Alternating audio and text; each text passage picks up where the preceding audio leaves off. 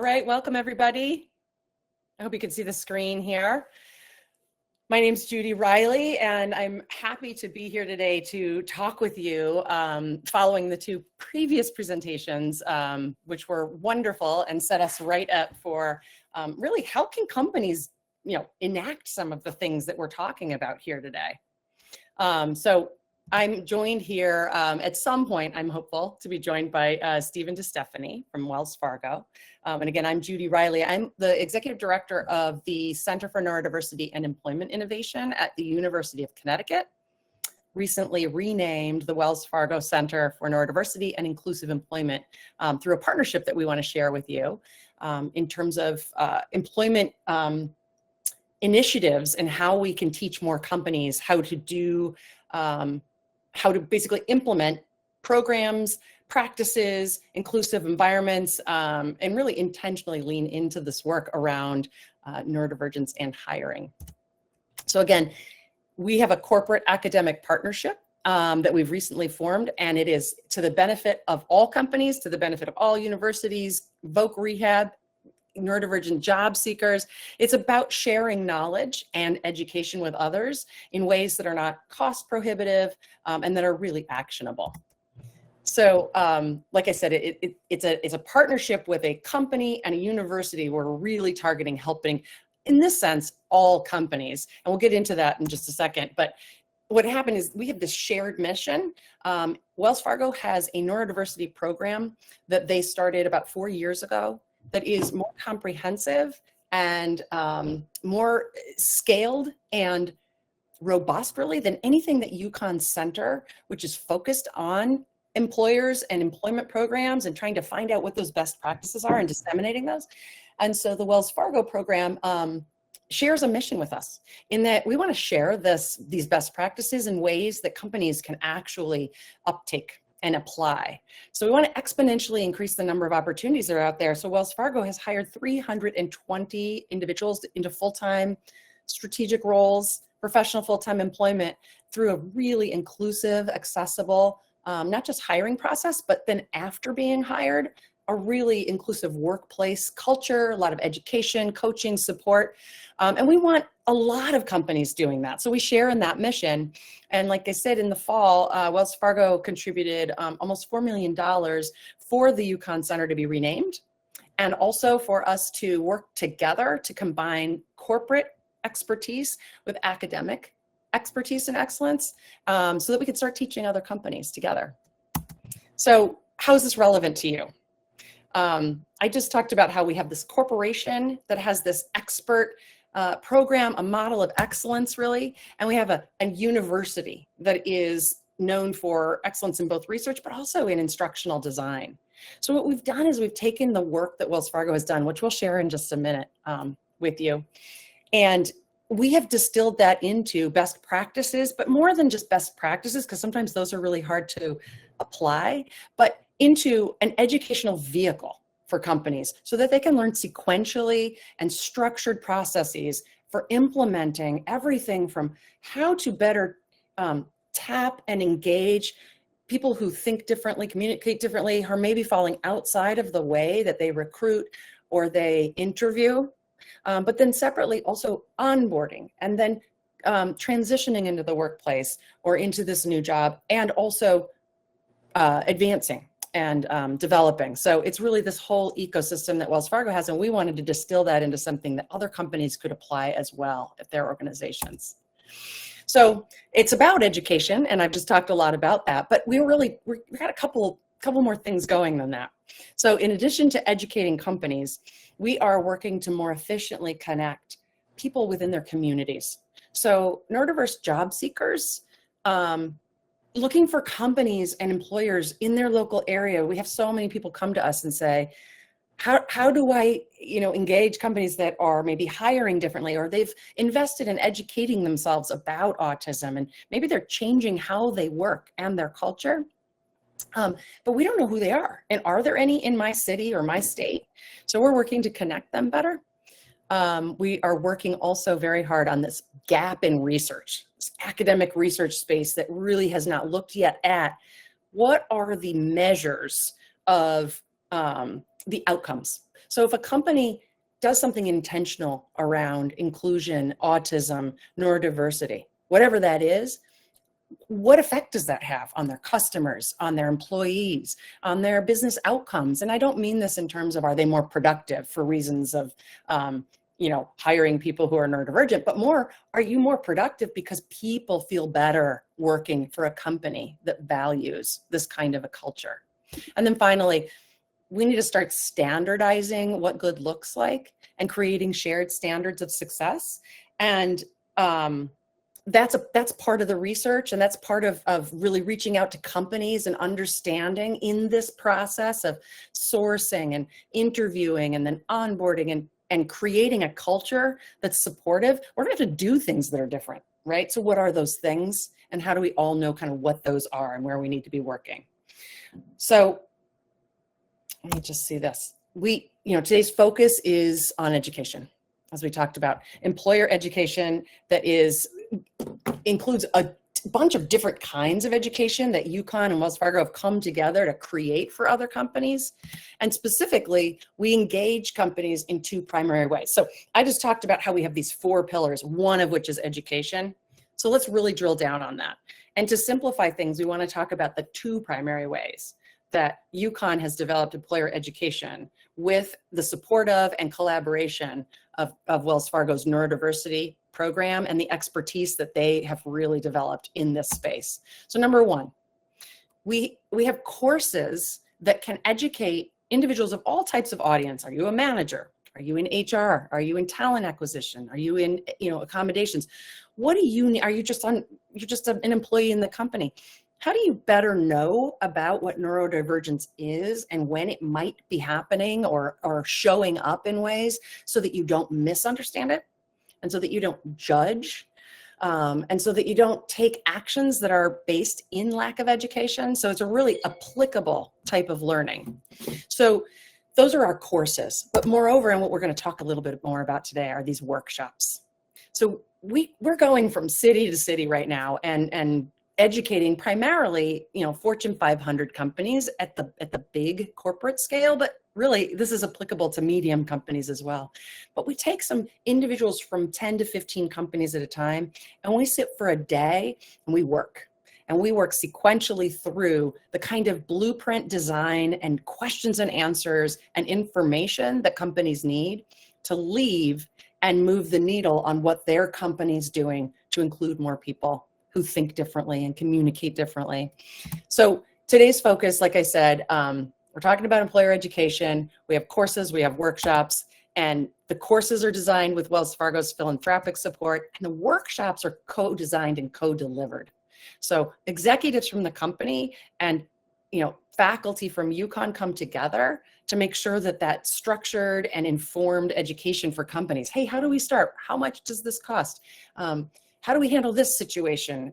All the questions that come up are happening in those workshops. But, we find that it's really good first. And you've heard so much, from other experts today, I'm sure. But just so that we're level setting and the work that we do, we want to make sure that we share a definition of the community that we're serving. So the candidate community really, with respect to disability services, which is not always where we're landing with this. Not everybody identifies as having a disability. Okay, all right. I do this all the time with my slides. There's people with disabilities, and that resonates for some people who are autistic, some people who are neurodivergent, and it doesn't for others. And that's why this newer segment around neurodiversity and neurodivergence is really important to understand distinctly when it comes to employment. Because the mission and the pathways that were developed for maybe the disability community don't always apply, but there is tremendous overlap as well. So who are we talking about? Neurodiversity, it's a natural variation in the ways that all people... So wait, I'm going to pause. Hold on, I'm going to pause. I didn't know that Stephen had joined us. I'm going to stop my sharing at my own... Hey, I want to introduce, I don't know. Hi, everyone. So no. I just want to introduce you, and then I'm going to go back to the slides, which apparently, and I'm going to ask some questions of you as we're going. Everybody, this is Stephen DeStefani, and I don't even know when you joined, so I'm just going to share the fact that I was moving us through this partnership that we have and our employer education. But why don't you go ahead and introduce yourself and just tell us where you sit within Wells Fargo. And sorry for putting you on the spot. No. Thanks, Judy. And I've been here most of the time, but my name is Stephen DeStefani. I'm the enterprise ecosystem for neurodiversity. I'm the program executive. I also sit on the National Board of Directors for the Autism Society of America, on the Office of People with Disabilities Advisory Council for the New York City Mayor's Office, and I'm also a veteran with service-connected disabilities. I sit within the DE&I organization. But our program has, kind of predated the formation of that organization. As we're incubated in technology about 4 years ago.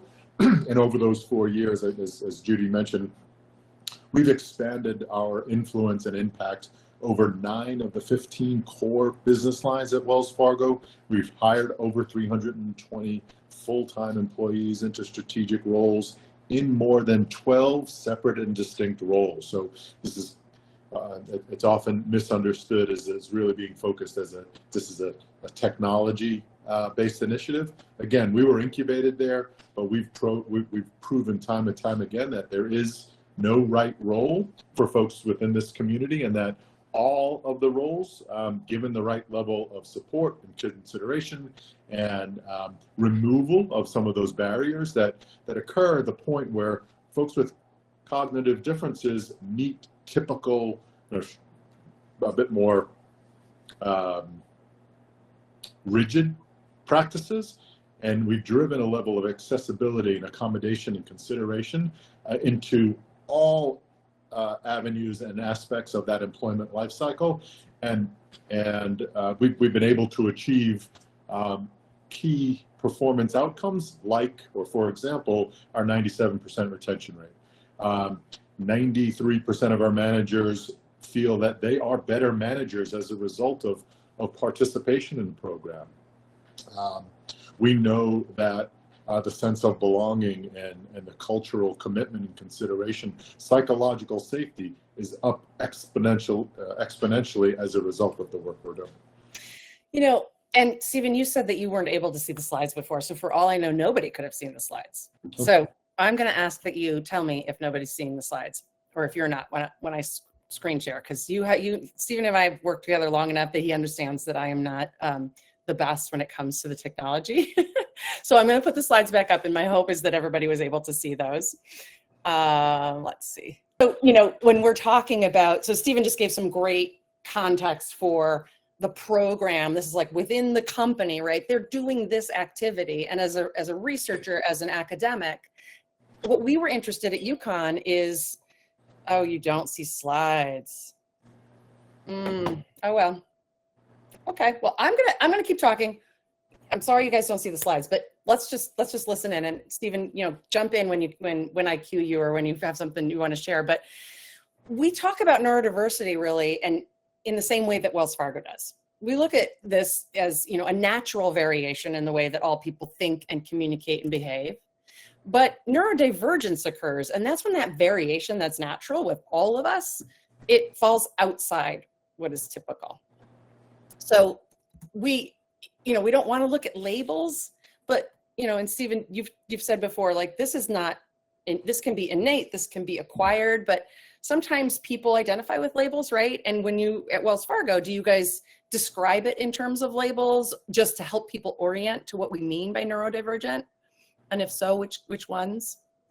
Yeah, so we, as you know, we share the definition, right? These are cognitive differences. These are not deficits. These are not less, right? We value those differences and neurodiversity, right? The diversity of our employee base, very much the same way we value diversity within the biological sense. So these are folks that are, again, to your point, this is a naturally occurring variation, but our considerations are that of, the changes that we're making in those typical processes, those typical beliefs, those typical definitions, they benefit some very specifically, right? When you think about accessibility, they apply to some considerations very directly, but the entire organization benefits from them. There's nothing that we're doing that doesn't benefit the whole of the organization. And now you're actually sharing, or you're close to sharing a slide. Something, it isn't really readable, but it's something. So you're making some progress on your side. Well, okay. I think that's probably not good enough for everybody. So I'll stop my sharing. But, one of the things that I've learned from working with Wells Fargo is that, individuals who maybe have acquired cognitive differences are struggling, and I wouldn't say struggling, but encountering the same kinds of barriers that somebody who's autistic is encountering. And so it really isn't about the labels as much. For us, it's really about the differences in social norms, the differences in behaviors, like we talk about communication, we talk about executive functioning, maybe your emotional disposition, your anxiety, those sort of differences that show up in the workplace. You don't need to know if somebody has a diagnosis or a label. You just need to be able to understand some of the reasons behind that possibility in order to, as a company, account for those, instead of, oh, that's not a good fit, right? Or that's a poor performer, when really they just have to be set up to learn a little bit differently. So I think it's important to also talk about how the population that identifies as neurodivergent, 15 to 20% of people, right? And I'm always quick to say that does not mean that everybody neurodivergent is struggling with education or employment. It simply means that there's a tremendous number of people out of that 15 to 20% who are highly skilled, but they do behave differently enough that the way that our workforce and companies secures talent, maintains talent, trains talent, it's different the same way that in school you might learn differently, right? It has nothing to do with intelligence. It has everything to do with just a differently wired brain and accommodating that in the way that you maybe report your knowledge, or you contribute your input, or you structure your day or your schedule. So I think it's really important to remember that this isn't about intelligence. And with Wells Fargo, you guys recognize that really early on. And in fact, I think, one of your operating committee members talks about how, like, the talent that you've seen has just really reinforced and solidified this idea that there's stuff we have to change how we're doing in order to tap into this, right? I mean, it seemed to me that your experience has only multiplied Wells Fargo's interest in not only changing the way you guys look at hiring and managing people, but also helping your peer organizations do that as well. Yeah, absolutely, Judy. We have recognized, in fact, it was just reinforced the other day in talking with a partner at the Autism Society in one of our affiliates, that there were folks that were impacted or had left the firm, but carried messages of, we loved it there, we want to get back, right? That advantage that we see, that perception we're creating, impacts our customers, impacts our employees, impacts our future candidates. We know how important a company's mission is to individuals, particularly in the later generations and current college students and others.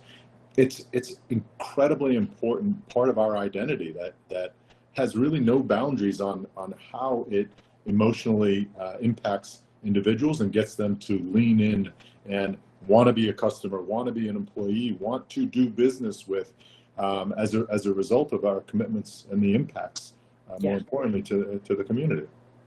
Yeah, it's this prevalence, like we talked about, 15 to 20%, whatever number you use, it's high. Everybody has a little bit of a different estimate. I know that when we're engaging companies at the university who want to know more and do more, the number of parents and caregivers, right, who are impacted by this they need to change the future for their own children, for their loved ones. And so this isn't something that companies really can afford to not understand. Whether they take, intentional steps or not is one thing, but they need to understand it. So, at the very least, like you said, that emotional lean in, it's so real and it just ripples through the company. I just want to move back a little bit to what is neurodiversity. And I know, this is World Autism Day, so we're specifically kind of thinking about autism. And when I try to talk to people about that piece, this isn't about intelligence. Like, it's not to be conflated, right? People can fall anywhere on that intelligence distribution and have cognitive differences. So what is it about? And people often, when we do our employer education, we like to use scenarios because it really helps people picture what we're talking about. But, language and communication. So that's one of them. And Stephen, can you think of, examples of maybe a way that somebody uses language and communication in the workplace or even in an interview where but for these changes Wells Fargo has made, your company might have not invited them to apply, or they wouldn't have maintained and persisted in their position? Yeah, what I would call out or focus on is one of those core barriers, right? Where the spoken word is often highly prioritized, and that's at the interview. And again, I'm going to talk about a typical interview, not a Wells Fargo interview, but specifically, just generally. That's where we channelize what I call uneducated bias, right? The bias associated with not knowing better, where we take social norms and prioritize them to the point, or leverage them, utilize them to move folks on in the interview process or make decisions based on those. So things like eye contact and good firm handshake and physical posture, how your level of or excellence in verbal communication. These are things that are often prioritized and get folks selected or moved on within the interview process. That's the same list of barriers that many folks that within the community are faced with. So we've turned that on its side because none of those things actually indicate your level of skills or competencies and the ability to do the job that we're hiring for. So We've turned that on its side, and we deprioritized those social considerations or those social norms, and we focus more on first lowering stress and anxiety very intentionally through a series of activities and icebreakers and group work, but more importantly, or as importantly, focused on performing skills-based assessments that help individuals show or display they have the capabilities to do the work versus be dependent upon this resume review and that verbal articulation of the skills and competencies. Yeah, and so pulling us kind of back to the Wells Fargo and UConn partnership in so much as teaching other companies. Like Stephen just talked a little bit about the interview. It's one of many components that are critical to understanding as a company, what do we need to do differently and which ones should we do first and how do we do them? And I want to pull you back to this idea that, we have courses that companies can take, which is really about teaching individuals how to understand neurodivergence. But the really exciting piece that we've just announced with the grant that Wells Fargo generously contributed is a series of workshops throughout the country. And these are teaching companies at no cost to the companies how to design, build, and launch their own inclusive programs. So the way these are designed is you take a geographic area and you think, are there companies here right now who understand autism, who have changed maybe how they do business or hire people or retain people based on that understanding and that knowledge? And generally the answer is, it's not that many, right? And so we think about it as, how do we create 100 programs like Wells Fargo's? I want people to be able to go to any city really, or any state and be able to call on 2 or 3 employers who are doing this with intentionality.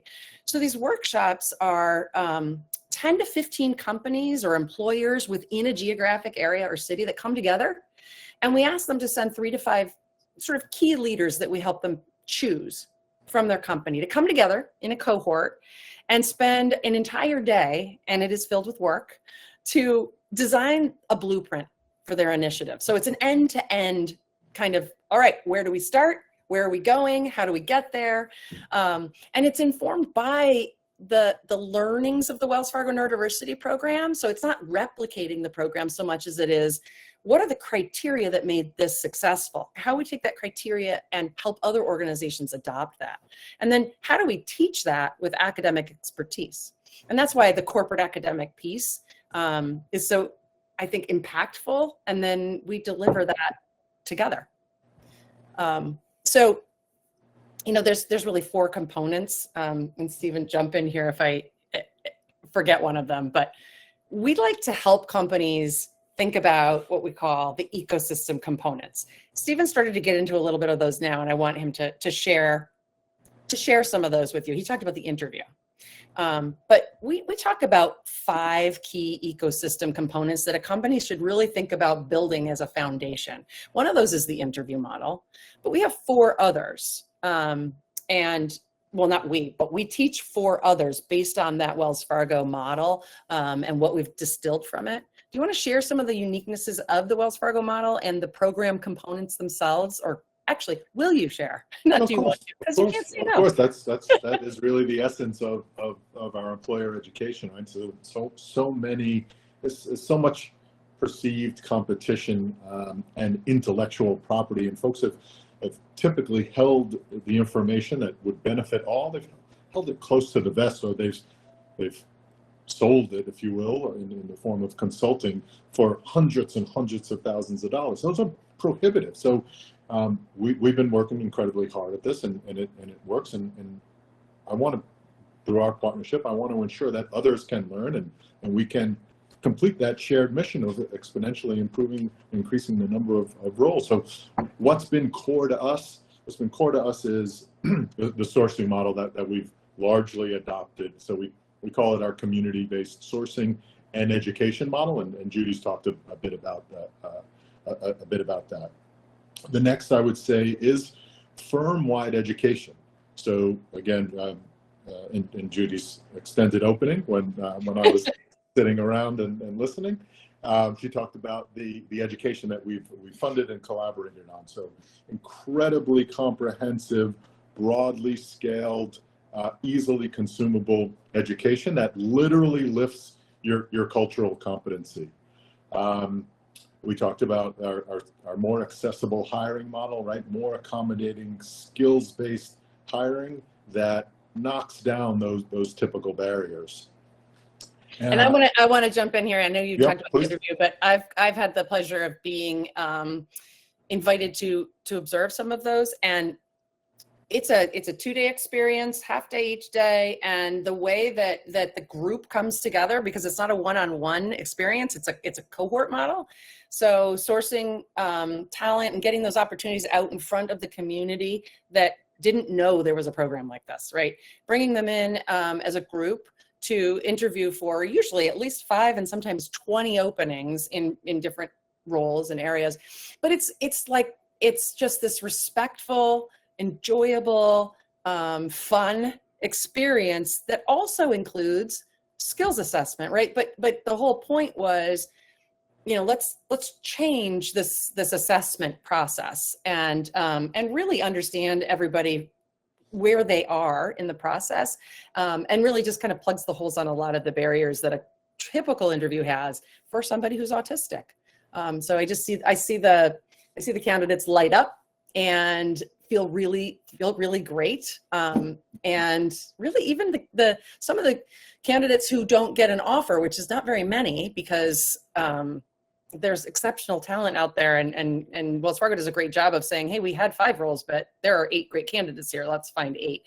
But what I think is really great is, even if you don't get an offer, people leave feeling just so hopeful, like this is how things need to be done. So I just wanted to kind of augment your description of the interview model, as it's not just changing the conversation, the one-on-one interview, it's a totally different model. And I'll leave you to onboarding and coaching. No. Yep. Thank you, Judy. And the one additional aspect that's incredibly important is, alongside those candidates and our facilitators, our managers participate. The managers who are selected based on our fitness model. So we ask for recommendations of those managers that will hire neurodivergent talent.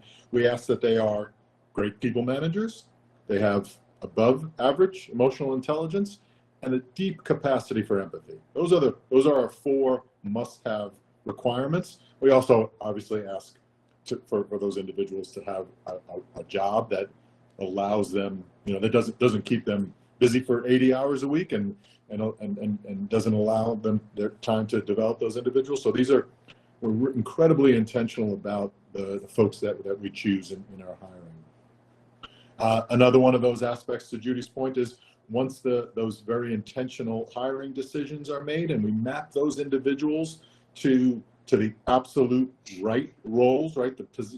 There's an understanding that within a single job description, we're hiring, to Judy's point, between 5 and 30 positions within that job family. There's going to be different variations of requirements of competencies and skills, or the days and the life for each of those roles are different. So we want to do a very intentional job at mapping those folks that are recommended for hire, mapping them to the right scenario, the right role where they're going to be challenged, they're going to be developed, they're going to contribute effectively into the new role. After that is our onboarding experience. Onboarding experience is, I best describe it as, we effectively eliminate the opportunity for a bad new hire experience. We, from the pre-hire, hired pre-start date, to your ensuring that systems are available and real estate is in place. You're meeting these individuals, your new hires, on the first date, and then we immerse them in 3 weeks essentially of incredibly informative, also collaborative, right, as an extension of the cohort experience, in through from your employee resource groups to your benefits packages to your storytelling and goodness, what do we call it? The storyboards, right, that allow these individuals to share a bit more about themselves. It's just a more human.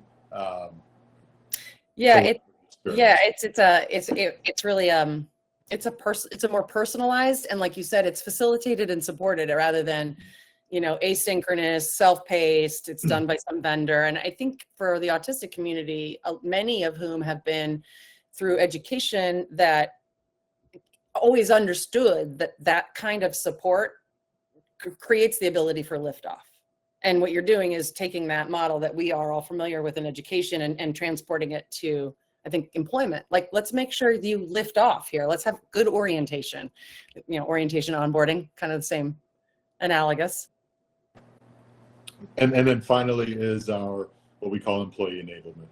These are our coaches. So every one of our new hires is offered, and many take advantage of a volunteer coach that supports that individual as well as their manager through their first months of employment, and then they'll evaluate the continuation of that support as they move forward. Incredibly important component of really getting folks settled, get them in a routine with their managers, validating check-ins, focused on the appropriate priorities, and really build that sense of capability and enablement, where we help solve problems, we help answer questions, we help influence outcomes.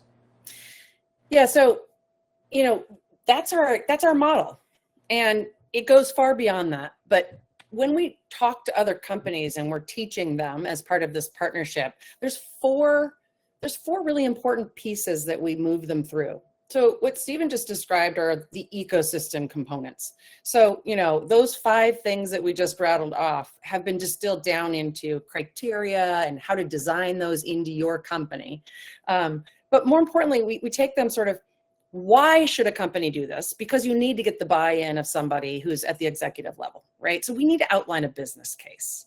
Then we work on how do you do this, which has to do with those ecosystem components, and secondarily, an execution plan, so that when you go to somebody and you say, this is something we should be doing, they say, great, well, how do we do it? You have those answers.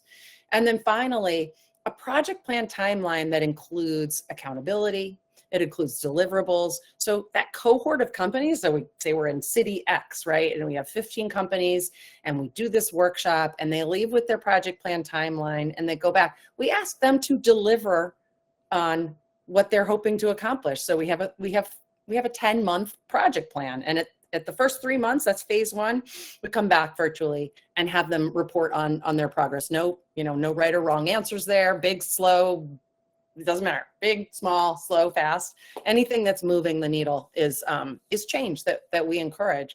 So I think what today's conversation, or I guess presentation, is really about is this desire to move this mission forward by taking education and corporate expertise, blending the two, and then disseminating that out to as many companies that can replicate those best practices as possible.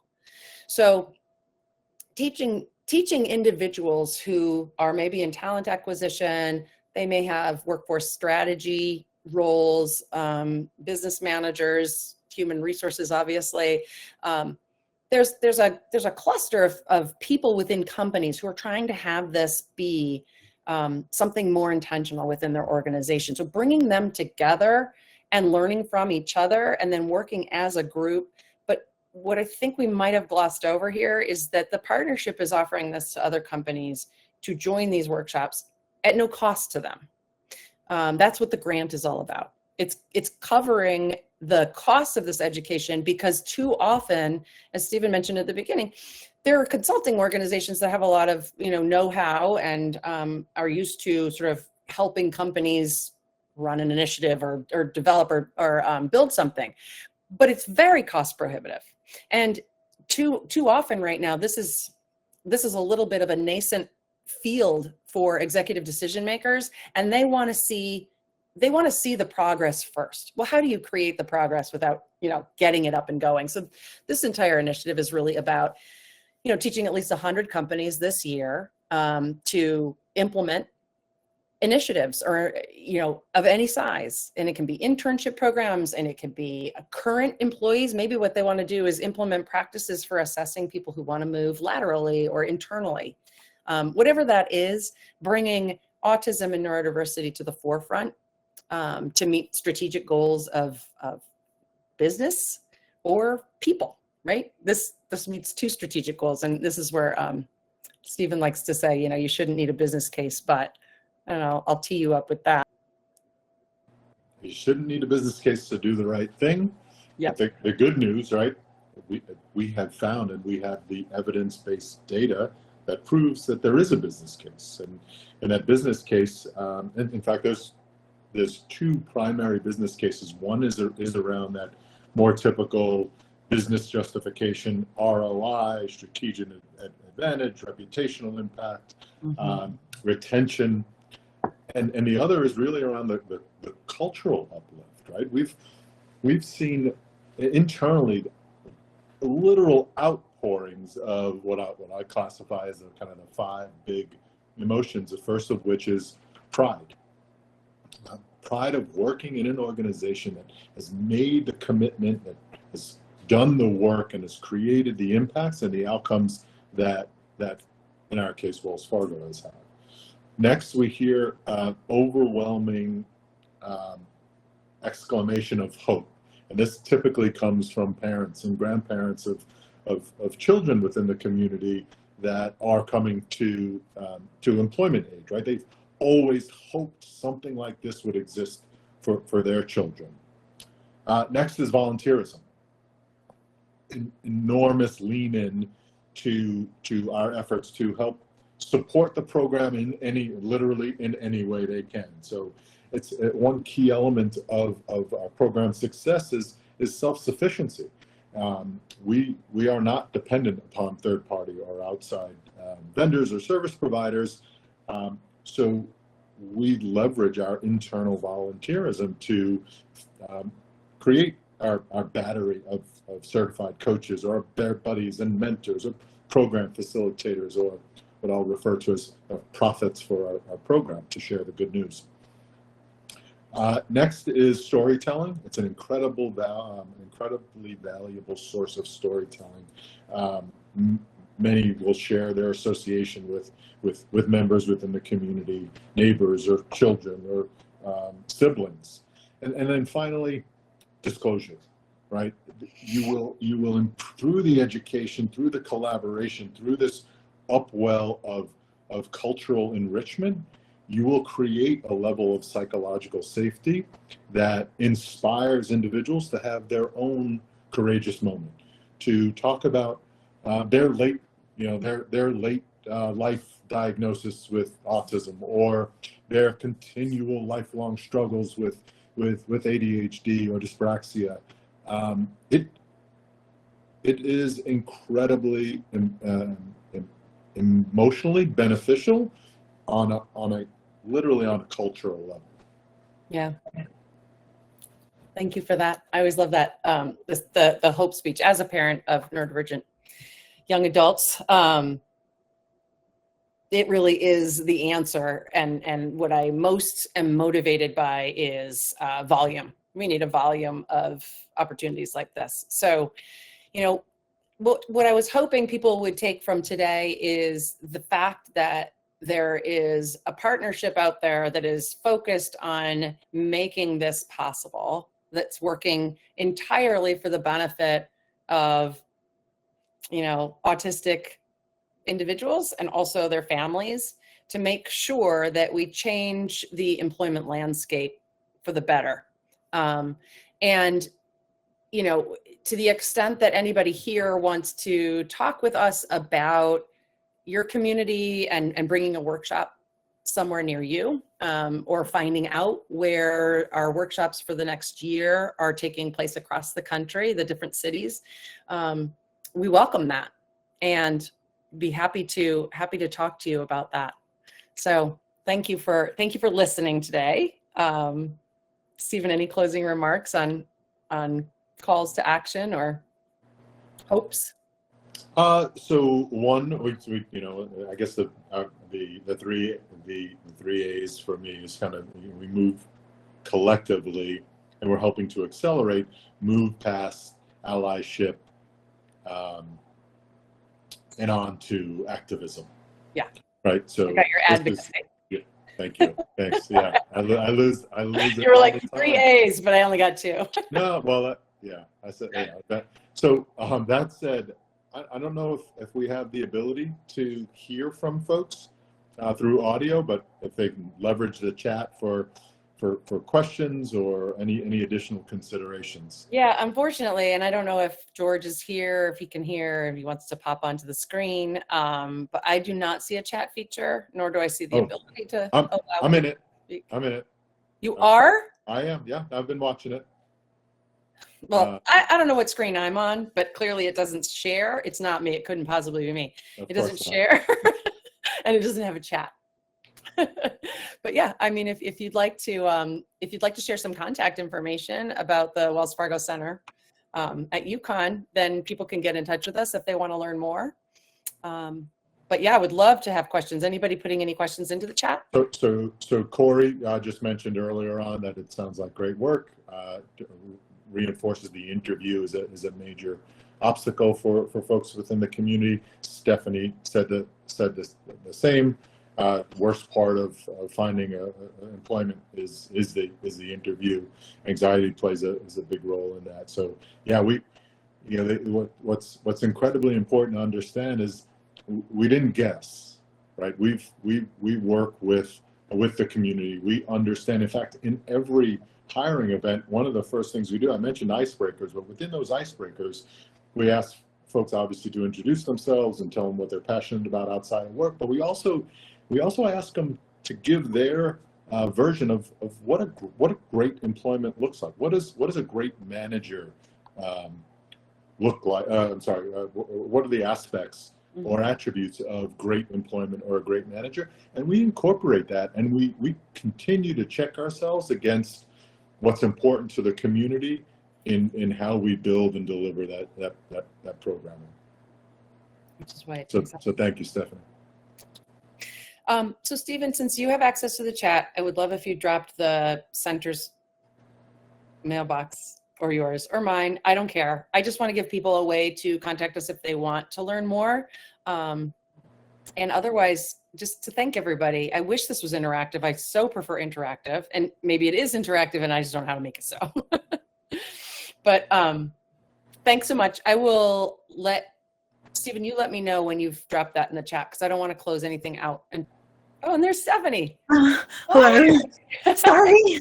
No, this is great. I wish more people would do this. I don't even know how you do it. I'm having a bad hair day, sorry. Oh, you're good. I want to piggyback off of what Sue just said in there. Like, a lot of this is geared towards college students. I've been to college multiple times over my career history. Late diagnosed person, like last year, never knew. And trouble trying to navigate all of this. Plus, how do you know if a company's program isn't lip service? Because there's a lot of that, and I'm experiencing really bad trauma in the workplace currently, and I'm trying to navigate out of that, but I'm having a lot of difficulty trying to find somewhere for me where I fit. Yeah. Yeah, Stephanie, we get that question so often. How do you know who's really doing this? And that's another part of this partnership. Was we were really getting a little bit tired of, we had a lot of companies who would show up and say, hey, can you tap into the candidate community? And I'd say, well, what are you doing differently? And they go, well, nothing, just we want to make sure they know about our opportunities. Well, these are just regular, this is just regular, right? Yeah. So part of the work that we're doing through these workshops is the companies that are actually staying accountable to the project plans and implementing change. We want to make that accessible on our website for the center so that you understand, like, oh, who do I contact? I literally need contact information and engagement information. And Stephen, do you have anything to add to that? No, the one I do want to address a point that Sue brought up around the perception that this is geared towards college educated students. And while I value the feedback, we don't require college education, right? What we value is skills and competencies to perform the job, wherever that education was gleaned, whether it be a skills-based boot camp or self-educated or college. So we do not require, as a component of the program, do not require college degrees. Yeah, so Stephanie, reach out to us, and we're happy to share some of the companies that we're working with this year even, and let you know, because every time we talk with them, there are just certain people within the company that are good to put you in touch with. And certainly Wells Fargo, if that was a fit, it just depends, like, right, what your skills are, what your interests are, and that sort of thing. But thank you so much. Thank you. Because I work in IT, and I've reached out. I learned about, in the SANS Neurodiversity Summit this year, they have a lot of connections where you can submit your resume and this and that, but there's just a lot of disconnect where all the jobs are just engineering jobs. You can't get to a person to talk to, and you don't know really where to go. And after like hundreds and hundreds of applications and just getting shut down and not even having a conversation, it's just like, it's really I guess my skill set isn't so great, and like, what am I going to do with my life now? Yeah, no, you're very right. It's an impersonalized process. You don't hear back. Yeah, you don't hear back oftentimes. So that has to be changed, I think, for everybody. Yeah. Stephanie, my contact information's in the chat. Thank you so much. Just yours, Stephen? Did we make sure that it's just it's fine. Yeah, listen, that's good. I've also been reaching out on LinkedIn, just as a heads up. Yes, Stephanie. Thank you so much. Great presentation. All right. Thanks, everybody. And we hope to hear from you.